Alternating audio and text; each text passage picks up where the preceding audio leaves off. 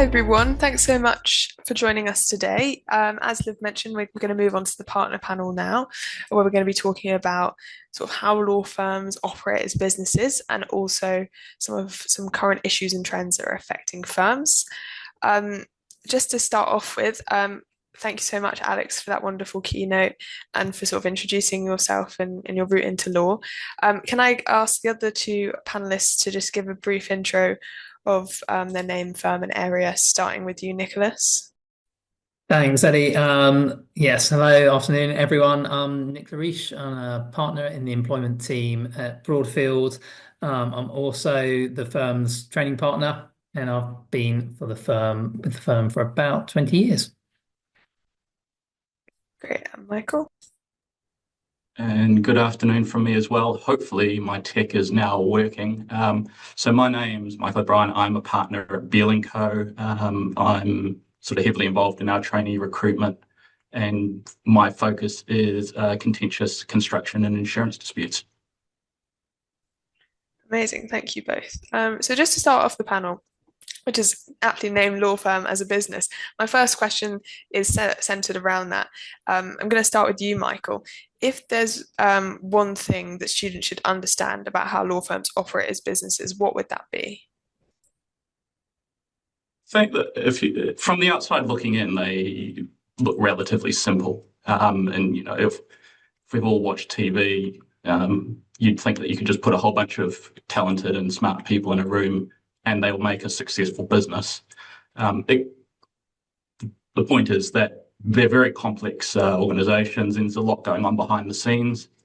And so you need a wide variety of perspectives, skill sets to make the organization work. For example, it's not just the legal staff, it's your IT, your admin, the PAs.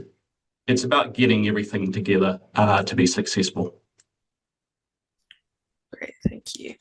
And then obviously law firms come in a lot of different shapes and sizes and forms. Nick, could you tell me what are the main classifications of firms and what kind of differences, how do the differences, I guess, define them? Yeah.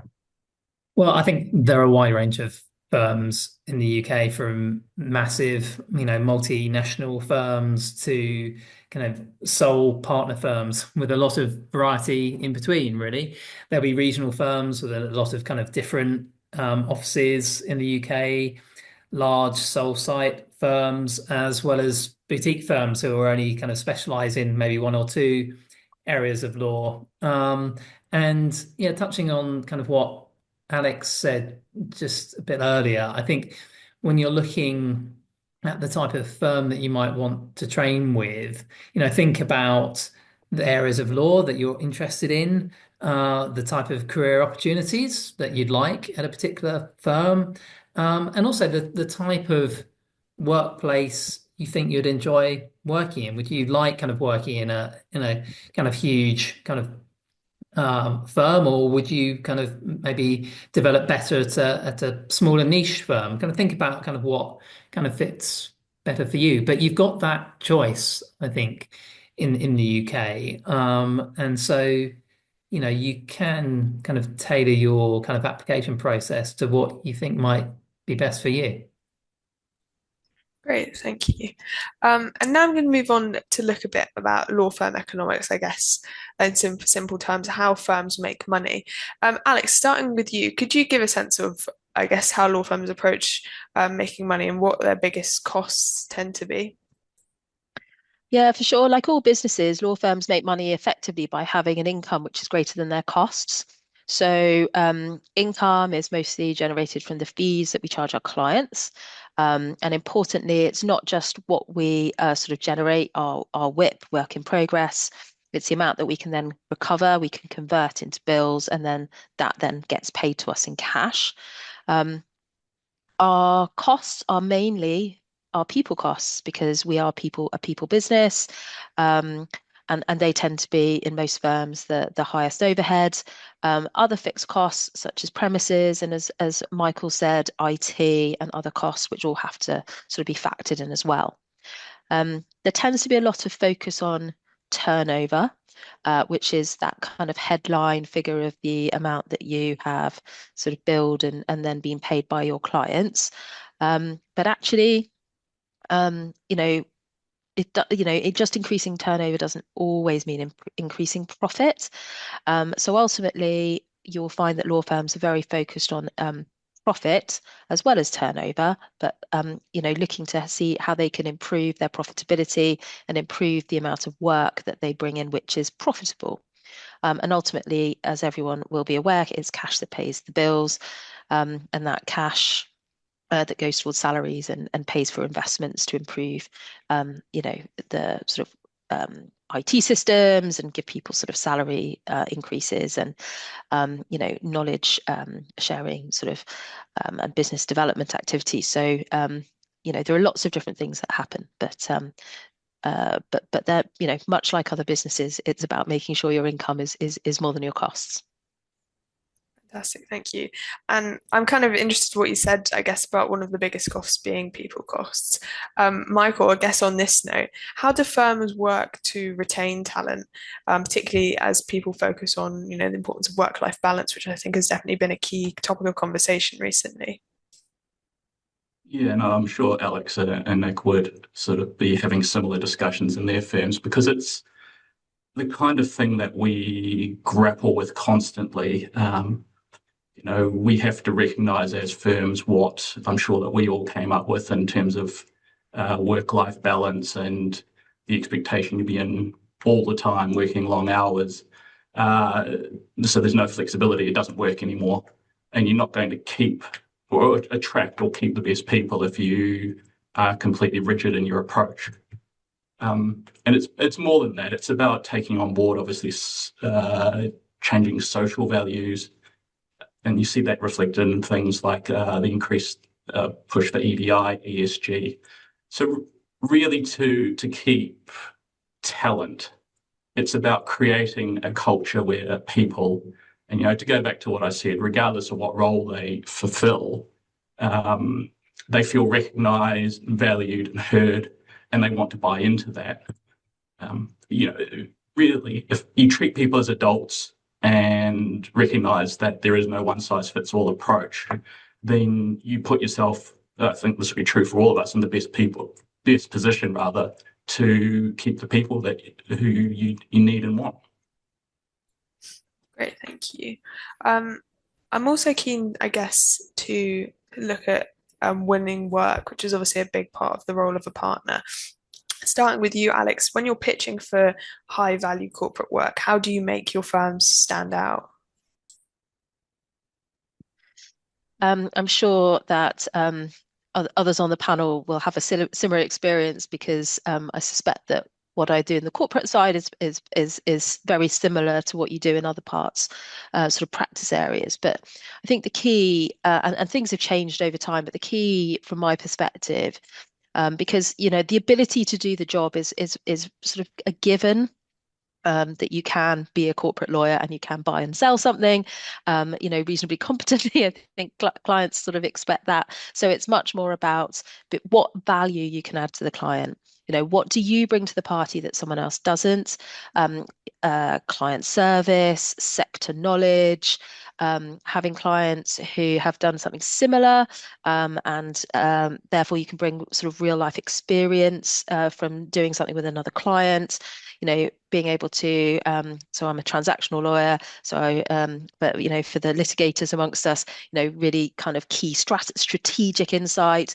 For Nick, who obviously is doing a lot in the employment side, he's got so many things to think about with employee relations, protecting the business that he's, looking to protect. There will be timing implications because of notices that need to be given. There's huge amounts to be able to sort of do all at the same time. And I think that's what really differentiates you, is being able to understand your client, what their strategic objectives are. If the thing that they want to do more than anything is to meet a timetable, then your strategic objective is to help them meet that timetable, and there will be compromises along the way in what a perfect deal may or may not look like, but you have to understand what the client's trying to achieve. And that's how I think we probably all look to differentiate ourselves and our firms, and we'll all have, great strengths in being able to demonstrate that. Sorry, I was just saying that was a really insightful answer, but you couldn't hear me because I was on mute.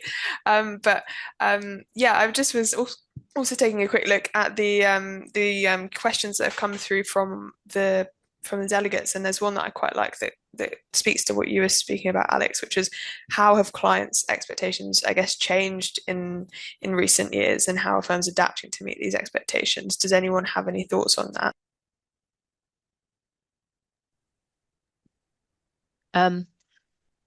I think that clients' expectations have changed in various different ways. I think COVID has changed significantly expectations about how we work, and recognizing that you can have a more flexible approach.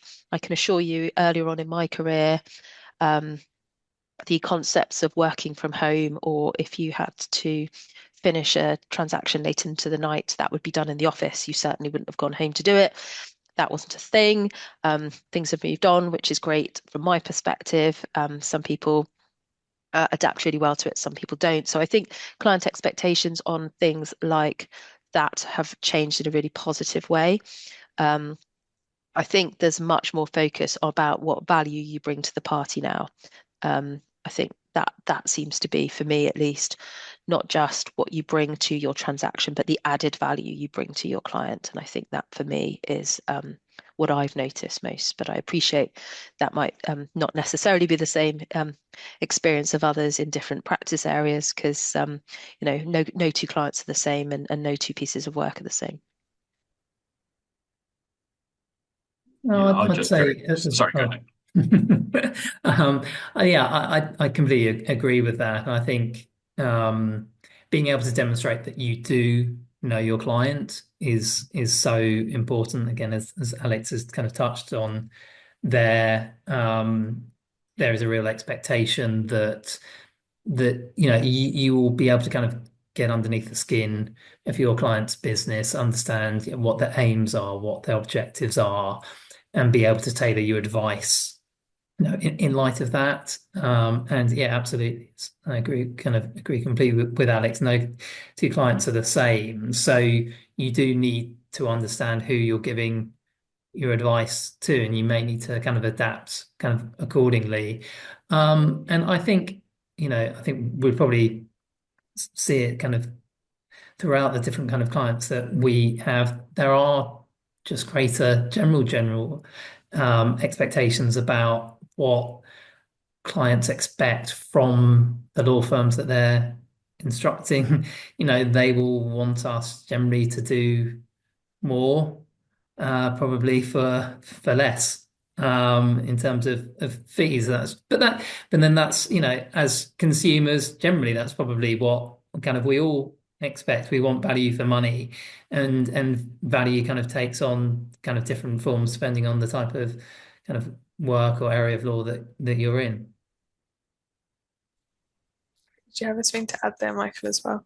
No, I think that Alex and Nick have covered that perfectly. Nick just picked up on the point I was going to make, that I think that with the greater flexibility from clients and the appreciation of that since COVID, it's sort of allied with that sort of value for money proposition. And so you have to realize that clients have a choice when they come to you as well, and it's an honor, and it's about tailoring your advice and approach to service what they're after, as Alex was saying earlier. Great, thank you. There's another audience question that's come through already that I quite like, which is, how do fluctuations in the wider economy, such as interest rates, demand different practice areas, shape demand in different practice areas? Does anyone have any thoughts on that? In terms of certainly construction, it's you think about some of the mega projects that people do, it's actually a relatively small margin industry. And so even the smallest fluctuation has quite a big impact on both the projects themselves and the disputes. So it's really about being attuned to that. You can't always predict what's happening, but it can and does have a big impact on the advice you give, the strategy you implement, and how you go about best assisting your clients. Great, thank you. And I guess speaking about fluctuations and changes, I'm quite keen to move on to speak a bit about governance and regulatory changes. Obviously, the new Labour government came in last year, and that's brought quite a lot of changes. Nick, could you tell me a bit about, I guess, how any new bills and legislative changes have had a noticeable impact on your work? Yeah, well, I think for employment lawyers, the Employment Rights Bill has been, will be kind of a massive game changer for us. It's a once in a generation type of change in employment law. It's expected to be passed in the next few days, and will start coming into force next year and the beginning of 2027. Yeah, as I said, it will really have quite a profound effect on on the way that we kind of advise our clients on employment law.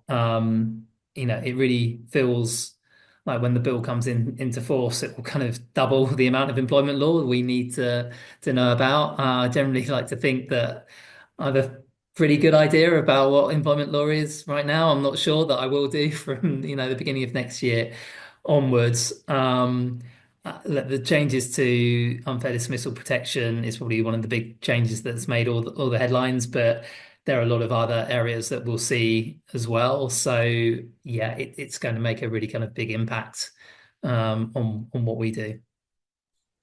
Interesting, thank you. I would just add to that. So obviously, as a corporate lawyer, I wouldn't be dabbling in employment law advice. Obviously, we never dabble, but it will have a big impact on the kind of work I do as well, because actually that kind of analysis of risk when you are buying a company or a business with a large workforce, everything that you might have sort of when you do your sort of cost benefit analysis, when you do your diligence and you see sort of what the issues are in the sort of business that you're trying to buy, something transformational like the bill will completely change how you assess that.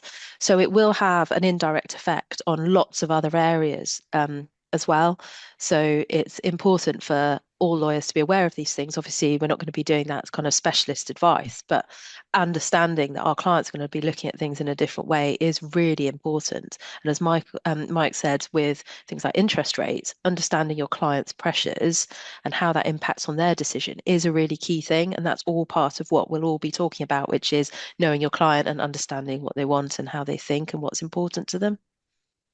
Thank you, Alex. That's really interesting to hear about, I guess, how it makes sort of a direct impact on work and then an indirect impact as well through kind of considering the client's considerations. Another big act that has come through is the Building Safety Act. What reforms have how has this reform changed the nature of your work, Michael? Lord, where do I even start with this one? Other than to say, like what Nick was saying about his practice area, it's the biggest change to construction and probably to sort of the professional indemnity market in at least a generation. We all saw the horrors of Grenfell in 2017 and will be sort of familiar about the inquiry that came, which sadly exposed a whole bunch of shortcomings in the construction sector, as well as general governance, and really in a pursuit of profit. And so what we have is we've got a policy decision to fix unsafe buildings. They're all to various degrees, but a whole range of new tools to ensure those who developed, built and designed those buildings are held accountable.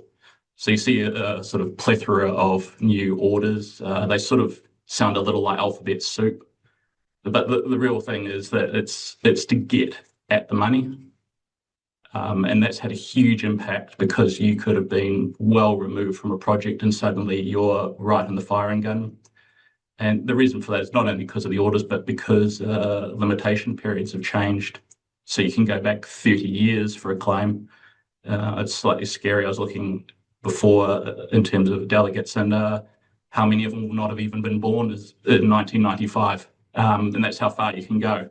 So it's added this whole, sea change in terms of making disputes more complex. You have to think about so many more things than you used to best, serve your client. Great, thank you. And I guess sticking with you, Michael, and thinking about other key sort of influences on the construction sector, ESG is obviously quite a big focus. How does that kind of influence the advice you give on projects and disputes? Yeah, look, I touched on earlier that things like ESG and EDI are, increasingly big parts of, I suppose it's just to say, of society, and the awareness of them is growing. From our perspective at Beale's, and I promise I will get to the question, we're active with charitable giving and measuring our environmental impact, reporting carbon emissions, and being patron of the construction charity to help with homelessness and hospice care. And we've actually recently hired our first ESG head to sort of further that program. But the reason I mention that is because our culture has an implicit influence on how we advise clients. One follows the other. So what we do flows into our relationships and the advice we give, the way we work with clients, and vice versa. So the sector, construction historically has got this perception of steel and concrete, not particularly environmentally friendly, but they are looking to change. They want to change and they want to know how.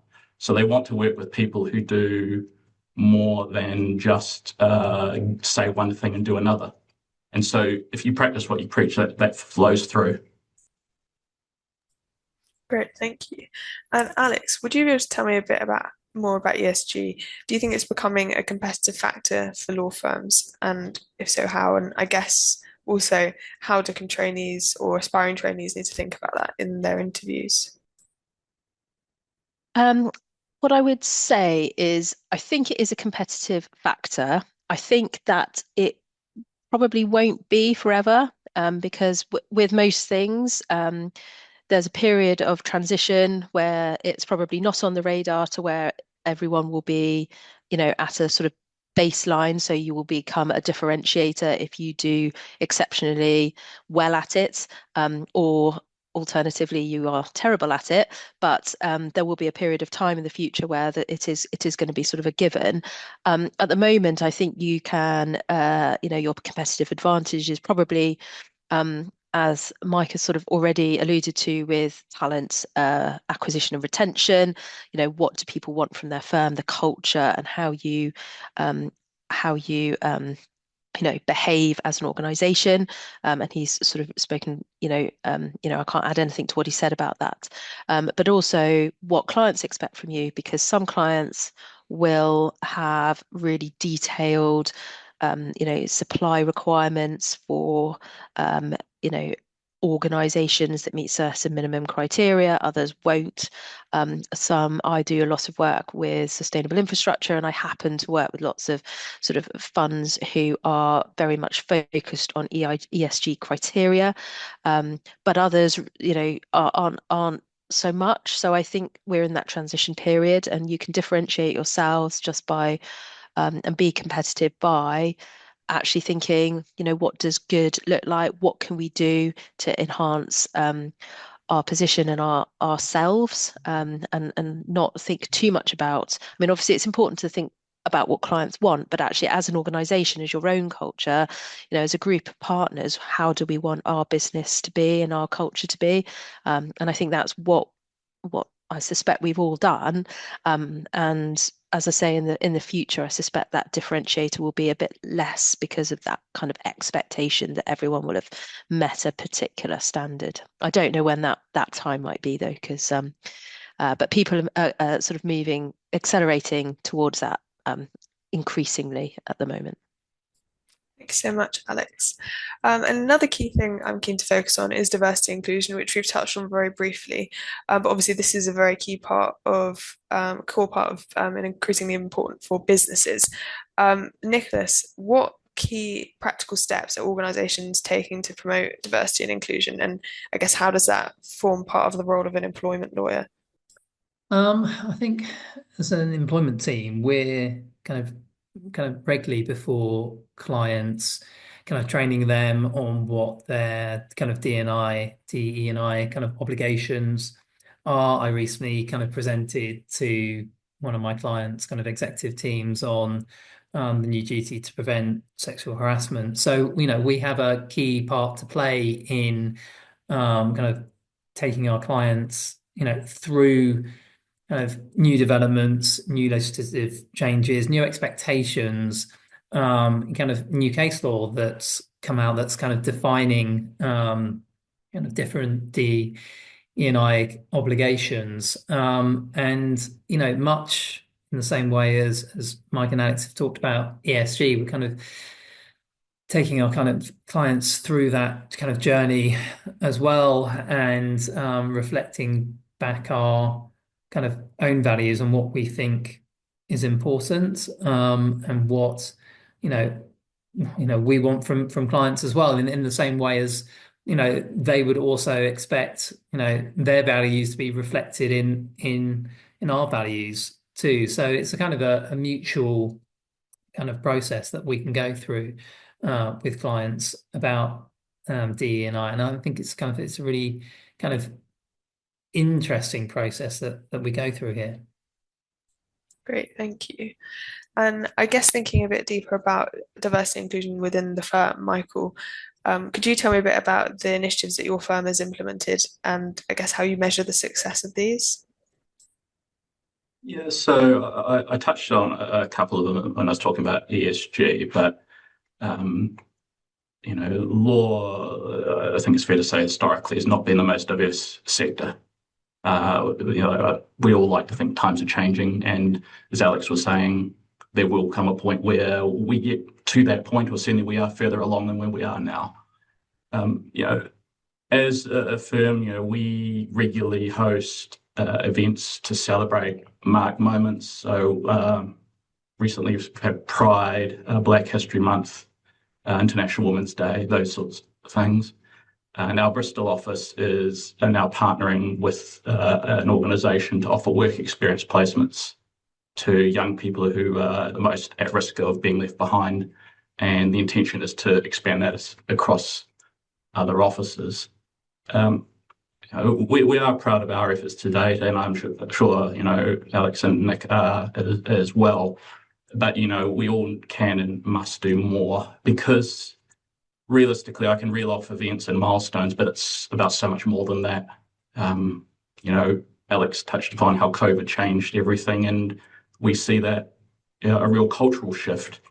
Even in terms of just what our people want to do in terms of social events, or the flexibility in terms of other things going on in their lives. So really, it's about how you treat each other in different perspectives and experiences on a daily basis. You take those on board and in what you do, and you adapt to and you incorporate them. It's vital. Again, as Alex said, I'm sure people are probably sick of me saying I agree with Alex and Nick, but they are entirely right that it's about buy-in led by the partners, because we have to break down barriers, and that gives us the best chance of attracting talent and being successful. That's how we measure progress. That's how we measure success in EDI. Perfect, thank you. And Alex, turning to you, from I guess the perspective of like having that training principal experience, what kind of scope is there for trainees to get involved in these initiatives early in their career? I'm sure that Nick and Michael agree that it's really important that trainees get exposure to everything they can as early as possible. It would be a great challenge for people to get to whatever the rank is, just under partner, and law firms are different with that, and suddenly magically go, now you're a partner, you need to be suddenly able to do all of these things and have developed those skills. So it is really important to start early and get involved with as many things as possible, and really understand the value that these initiatives can bring to the firm, the culture, clients, just how you feel about being a lawyer. So, and how I cannot tell you the importance of firm culture. Really enjoying where you work. It's so important. And I think it probably can be taken for granted. But nobody wants to be in a firm where you don't feel that everyone's valued and respected. So get involved early. I don't know, Nick, if you've got a similar experience in your firm as training principal and encouraging that. Yeah, absolutely. I think one of the things I'm really kind of proud of at Broadfield is that the trainees actually fundamental to our 6 kind of diversity business interest groups. They've been kind of instrumental in setting these groups up, and then kind of leading them going forward. They kind of organise regular events, they organise initiatives, and I think we see it as kind of massive positive that our trainees are able to take that responsibility, as Alex said, kind of at a really early stage. They're kind of being able to have that kind of control and responsibility. And we really kind of encourage them to take those opportunities up and play a kind of really important part in the work that the firm does in this area. And it's really great to see, and I love kind of the enthusiasm that all of our trainees kind of give to these groups. I think it's really, really positive sign. Perfect, thank you. And I guess I'm keen now to, move on and talk about AI as well as another kind of hot topic. Starting off with an audience question, which I think is quite interesting, which was how has AI impacted the dynamics within firms globally? For example, working with different offices that might stick to different policies. Does anyone want to kick off by having any thoughts about that?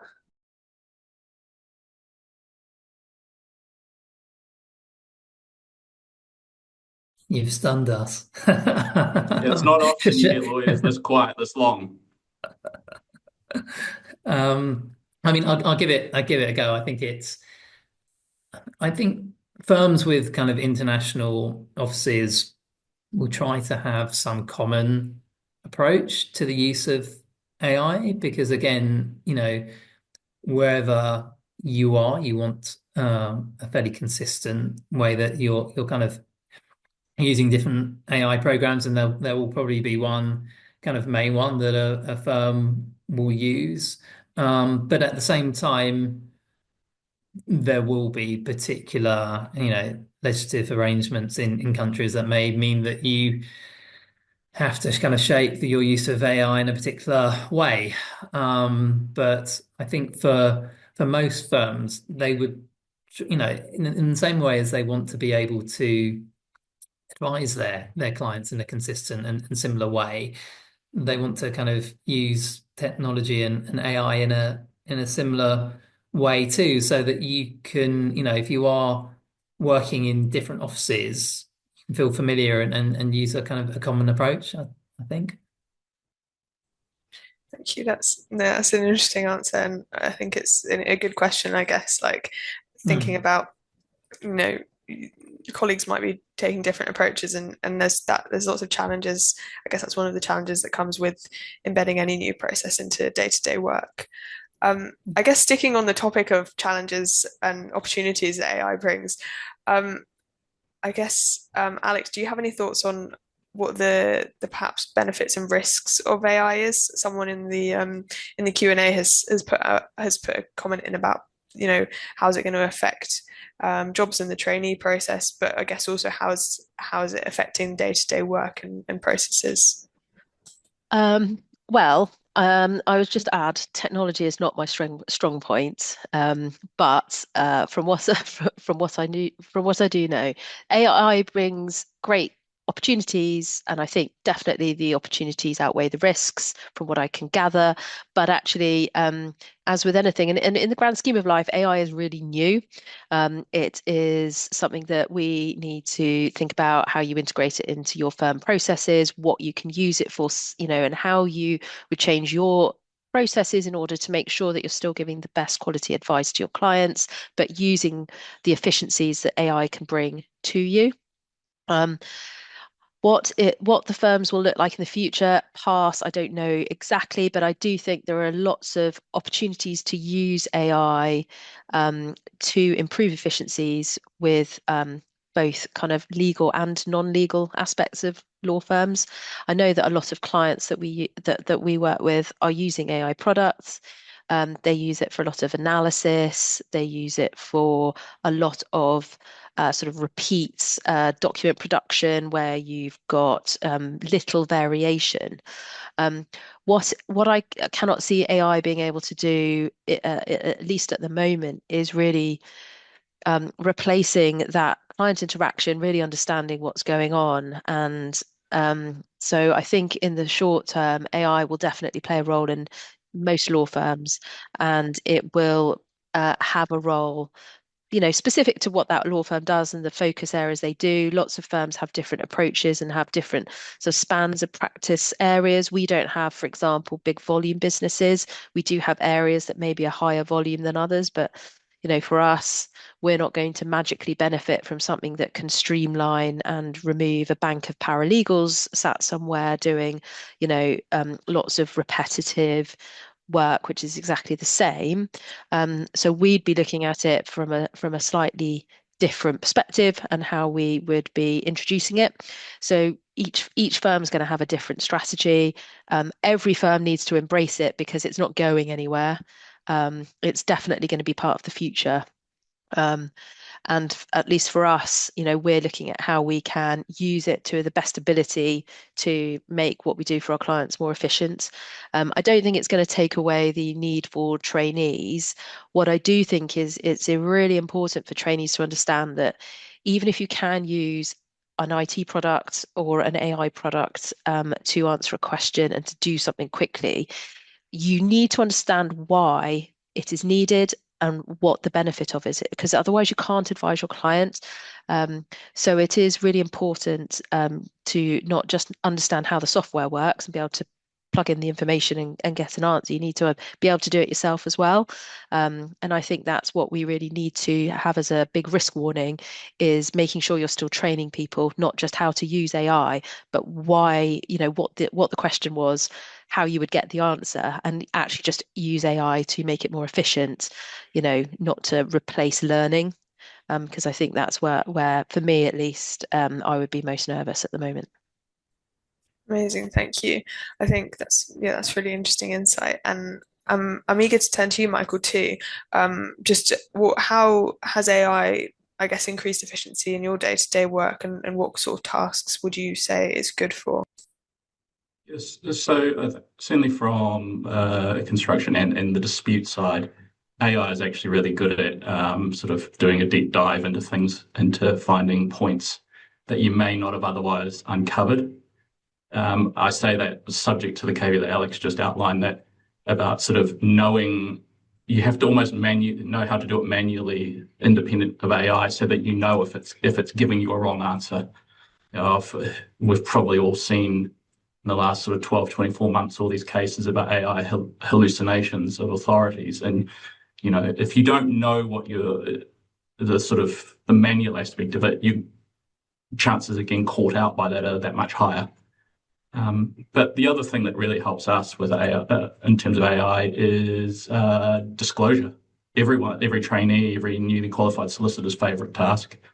When I started off, it was all hard copy documents, and you got to sit in a windowless room, something out of a horror film. Now, but we have so much more data than we ever used to, and so being able to use AI, the algorithms, to strip out the extraneous stuff and get to the hard matter makes things that much more efficient. So you can focus on the key issues and more cost effective for clients. So it's a work in progress. AI, but it's definitely got the ability. It's going to stick around. It's going to have the ability to make things more efficient. Fantastic, thank you. And I've just seen another question come through, which is surrounding clients and how, I guess, using AI in client work, how that works. Nicholas, obviously, Broadfield uses Harvey AI for as part of its practices. Mm. How has that changed the work, and how would you say that kind of works with the client expectations? Yeah, I think there's increasingly an expectation from clients that we will use AI on the work that we're doing for them. I think there's always been an expectation that firms will use, the best technology, reasonably available to, make sure that, advice and work generally is done in the most efficient way. And I think, AI is just the next in a long line of these type of kind of tech improvements. And for us, I think, Harvey's has been really useful in doing the type of tasks that Mike and Alex have described, kind of document analysis, research to a degree, but as they've both said, being careful that you're able to check the answers that you get back and not just assume automatically that it's the right answer. But Harvey has been great at preparing potentially first drafts to kind of responses to clients or to the other side in the cases that we're working on. It's also been kind of brilliant in preparing kind of scripts and slides for client presentations. So even in a kind of slightly kind of less legal related area, it can almost prepare a presentation in 30 seconds, whereas it might have taken you like 2 hours to do it. So it's got so much scope to improve and make the work that we do more efficient, which the hope being in turn that we can then have more time to build the relationships with our clients and do the other kind of important areas of law that we possibly don't always get as much of the opportunity to do. So yeah, I'm really kind of excited to see how it develops and how we can make the best use of it in the future, because I think a lot of firms are still kind of slight kind of work in progress and thinking about kind of how best they can incorporate it into what they do on a daily basis. Thank you. It's really interesting to hear about, I guess, what is time saving efficiencies, and also what I guess you gain from saving that time and what you have more time for. And I think, yeah, it's really interesting to hear from all of you about how you're using this new technology. We're going to move on to the networking rooms very shortly, but before we do, I just want to wrap up with, I guess, one piece of advice from everyone about networking. Obviously, when you're at the start of your legal career, networking is really important. What kind of advice do you guys have for networking for our delegates today? Can I start with you, Michael? I think it's twofold. It's be yourself, and because there's no point pretending to be someone else. And the second thing is just be open to. You may go in thinking that you want to do a particular type of law, but be open to the fact that that might change. I started off my career as an employment lawyer. Sorry, Nick. I'm now construction. I would never have dreamed of that, but I love it. And so just always keep in mind that you don't know what you don't know. Perfect. Thank you so much. And Nick? I think I can't really kind of build a lot more on what kind of Alex said right at the very beginning, which is kind of make the most of every opportunity that you come across. And sometimes it may be a bit scary or maybe a bit outside your comfort zone, but yeah, you never know kind of what kind of these opportunities will bring. And you could make forge a relationship that spans your entire career out of kind of one kind of chance encounter at a networking event. So it really is, I think, important just to get yourself out there and make the most of kind of what you come across, because yeah, you never know where these things may go. And even if it's a slight kind of slow burn, as Alex said, kind of the people that you're kind of working on the other side at the start of your career can be a kind of really key contact for you kind of going forward, and just stay in contact and start building those relationships. Thank you. And finally, Alex. Yeah, I would just add, I mean, I used to find, and I still do quite often find networking a scary proposition. And I think my advice would be you have to remember that everyone is there for the same purpose, which is networking. It's not a social event. You're not trying to make friends. You might be lucky and find friendly people that you do want to stay in contact with, but you're there for networking. So while it doesn't take all the scary thoughts away, it does help when you know that actually everyone's in that room or in that forum for the same reason.